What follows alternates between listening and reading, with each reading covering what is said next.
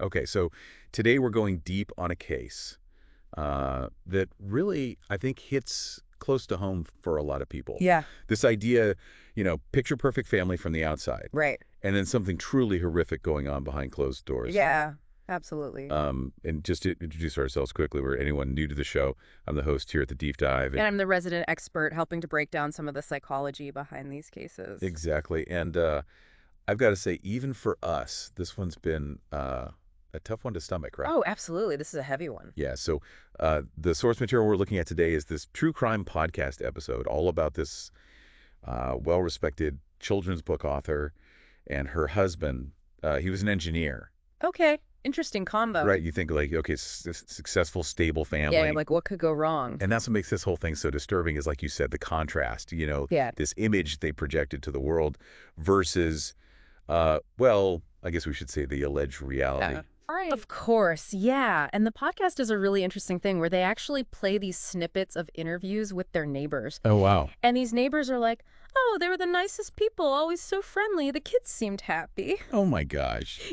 So it really sets up this like dissonance. Yeah, it's giving like real life Stepford Wives vibes or something. Totally. Yeah, it's like this perfect facade. And I can't get over this detail. Like, she wrote children's books, books about like kindness and imagination, It's just so ironic. and then allegedly doing these horrific things to children in her own home. Well, that's what we're here to try to unpack, right? Like Yeah. how is that even possible psychologically? Because compartmentalization to that degree is like, It's wild. yeah. I mean, one thing that comes to mind is this concept called gaslighting. Oh, yeah, I've heard of that. So it's a form of manipulation where the abuser basically convinces the victim that they're going crazy. Like that their version of reality is wrong. Exactly. Oh, wow. So it's not just about hiding the abuse, it's about like controlling the whole narrative. So these poor kids are probably like, Yeah, they don't even know who to trust or what to believe. yeah, exactly. And the fact that this was happening in, a seemingly normal, successful household, Yeah.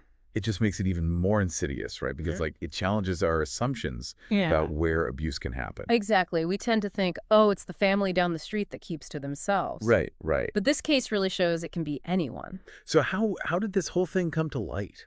Well, according to the podcast, it seems like someone, a concerned individual who hasn't been named publicly, saw something at the couple's house Okay. that was just off enough to make them call the police. Okay. So like something suspicious enough to be like, I need to report this. Right. And thank goodness they did, because that's what led to the investigation. And ultimately, The uncovering of, like you said, the House of Horrors. yeah, I mean, the podcast goes into detail about what the investigators found. Mm.